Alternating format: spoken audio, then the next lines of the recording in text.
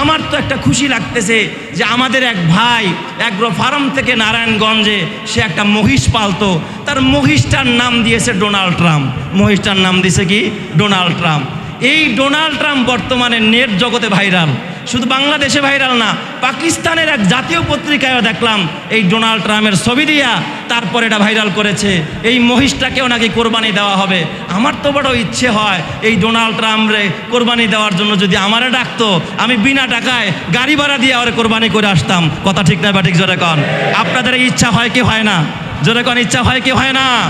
এবং আরেকটা মহিষ, আর এই মহিষটার পুরোপুরি একবারে মাথার চুল, ওর যে চোখের এবং চেহারার যে কাটিং, শরীরের যে বডি একেবারে কালারটা পুরা ডোনাল্ড ট্রাম্পের সাথে মিল আছে। আপনারা দেখছেন কি দেখেন নাই? আরেকটা মহিষের নাম দিয়েছে নেতানিয়াহু। এটা নাকি খুব পাজি, ডাইনেও গুতা মারে বামেও গুতা মারে, সব দিকে খালি গুতায়। এই সমস্ত নেতানিয়াহু আর এই সমস্ত ডোনাল্ড ট্রাম্প নামের যত মহিষগুলো আছে, এইগুলোকে কোরবানি যদি আমরা সমাজ থেকে করতে পারি, সমাজ থেকে সকল বাতেল, সকল অন্যায় অবিচার বানের পানিতে ভেসে যাবে। কথা ঠিক না বা ঠিক? জোরে কর। আপনারা দেখেছেন সাম্প্রতিককালে আমাদের দেশের চুয়াডাঙ্গার এক ঘটনা। এক নর্তকী মেয়ে, সে আপনার টিকটক করতো, টিকটকার এক মেয়ে, তার বিভিন্ন অঙ্গভঙ্গি, তার বিভিন্ন অর্ধুলঙ্গ টিকটক ফেসবুকে বিভিন্ন জায়গায় ভাইরাল। এই মেয়েটা মারা গেছে। সমাজের মানুষ খুব সচেতন, তারা তার জানাজায়ও যায় নাই, এবং মুসলিম কবরস্থান যেখানে অনেকের মা শোয়া বাবা শোয়া, বলছে এই নর্তকীকে আমরা এই কবরে রাখতে দিব না, বয়কট করেছে। আমি তাদেরকে সাধুবাদ জানাই, কারণ এই রকমের একটা জাহান্নামী যখন ওই কবরস্থানে যাবে, এর দ্বারা অন্যান্য কবরবাসীর উপর একটা এফেক্ট পড়বে, প্রভাব পড়বে। আর সমাজে যদি এই সমস্ত দুষ্কৃতিকারী, অন্যায়কারী, অবিচারকারীকে যদি সামাজিকভাবে বয়কট করা হয়, তাদের আত্মীয় স্বজনরাও দেখবে না রে আমার মেয়ে এই কাজ করার কারণে সমাজ তাকে বয়কট করেছে, তখন অন্যের মেয়েরাও উদ্বুদ্ধ হবে না, ছেলেরা উদ্বুদ্ধ হবে না, অন্যায় করবে না। আর আমরা সমাজে যখন অন্যায়কে লালন করি, অন্যায়কে আশ্রয় দেই, প্রশ্রয় দেই, আরও সাধুবাদ জানাই, তখন সমাজের মধ্যে অন্যায় অবিচার আরও বেড়ে যায়। কথা ঠিক না বা ঠিক? যারা কন। এই জন্য আমরা সামাজিক বয়কট তৈরি করব। আপনারা দেখতেছেন সাম্প্রতিককালে একের পর এক খুন খারাপি বেড়েই চলতেছে। গাজীপুরের এই যে 5 খুনের মামলা, 5 খুনের ঘটনা, যেখানে স্ত্রী এবং 3 সন্তান এবং শ্যালক সহ 5 জনকে হত্যা করেছে, যেখানে প্রধান আসামি হিসাবে স্বামীকে দায়ী করেছে ফুরকান নামক ছেলেটা। তার লাশ এখনও শনাক্ত করতে পারে নাই, সে বেঁচে আছে না মরে গেছে। কিন্তু গতকালকের প্রতিবেদন পুলিশ বলছে যে তার মোবাইল ফোন পদ্মা সেতুর উপরে পাওয়া গেছে। সিসিটিভি সেখানে তারা যাচাই বাছাই করে দেখেছে যে একটা ব্যাগ সেখানে রেখে মোবাইল সহ ওই পদ্মা সেতুর উপর থেকে নদীতে ঝাঁপ দিয়েছে। এটা সিসিটিভিতে আসছে। কিন্তু এই লোকটাই সেই লোক কিনা যেই লোক 5 খুনের আসামি, এটা এখনও শনাক্ত করতে পারে নাই।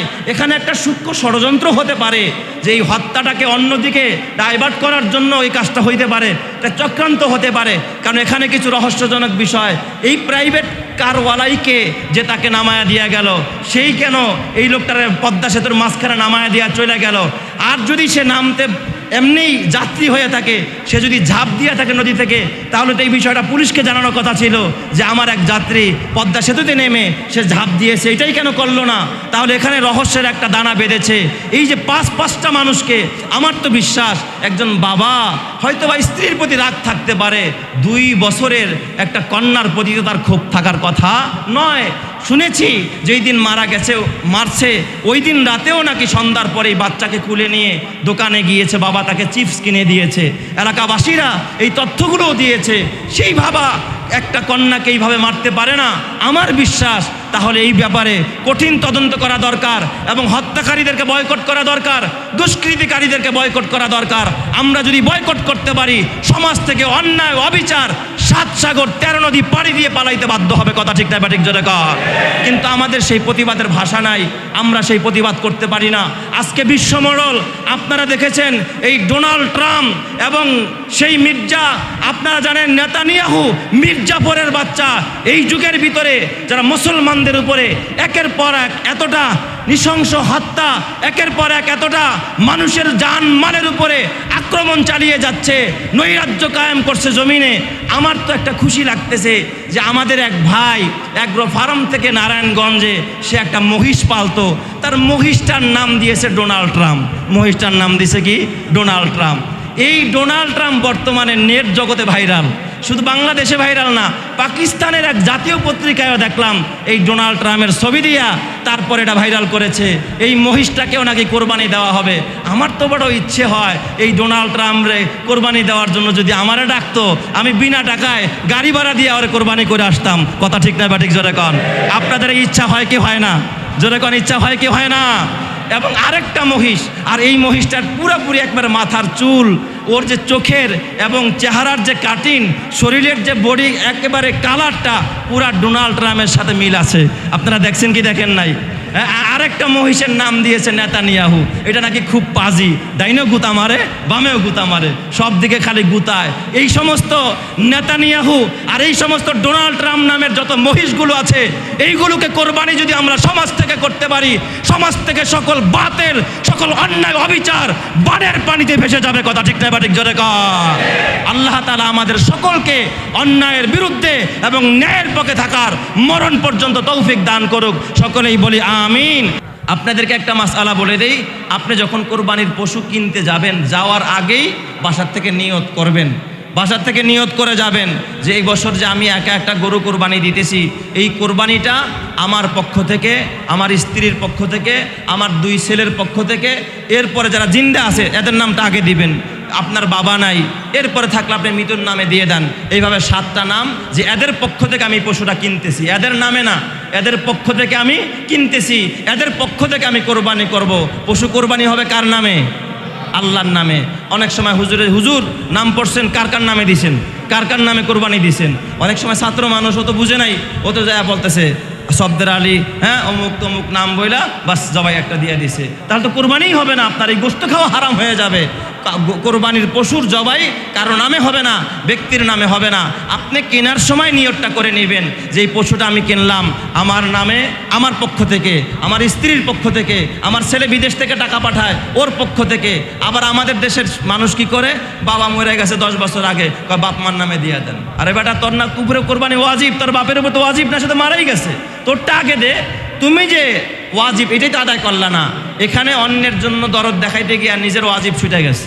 নিজের নামটা আগে দিবেন। কামাই আপনি করেন, ছেলে বিদেশ থেকে টাকা পাঠায়, ওর নামটা আগে দেন, ও তো টাকার মালিক, কোরবানি ওর উপরে ওয়াজিব। এই নামগুলো বলবেন যে আমি আমার অমুকের পক্ষ থেকে এই পশুটাকে ক্রয় করলাম, বাস নিয়ত হয়ে গেছে। যেদিন কিনছেন এদিক থেকে নিয়ত হয়ে গেছে।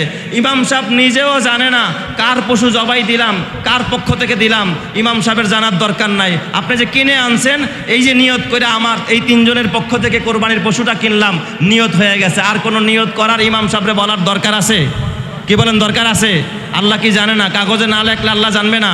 7টা নাম লেখা আল্লাহর কাছে পাঠিয়ে দিতে হবে, আল্লাহ দেখালাও এই 7 জনের নামে জবাই দিলাম। নাউজুবিল্লাহ বলেন সবাই। হ্যাঁ, এইরকম রেখারেখির দরকার নাই। আপনি যখনই পশুটা কিনবেন তখনই মনে মনে মনস্থ করবেন যে আমার পক্ষ থেকে, আমি এক্সাম্পল স্বরূপ বলছি, আমার স্ত্রীর পক্ষ থেকে, আমার বাবা, আমার মা, আমার ছোট ছেলে, এই 5 জনের পক্ষ থেকে আমি পশুটা কিনলাম। এটা মুখেও বলা জরুরি না, মনে মনে নিয়ত করে কিনছেন। বাস এখন আল্লাহ জাইনা ফেলাইছে যে এই পশু তুমি কার কার পক্ষ থেকে কোরবানি দিতেছো।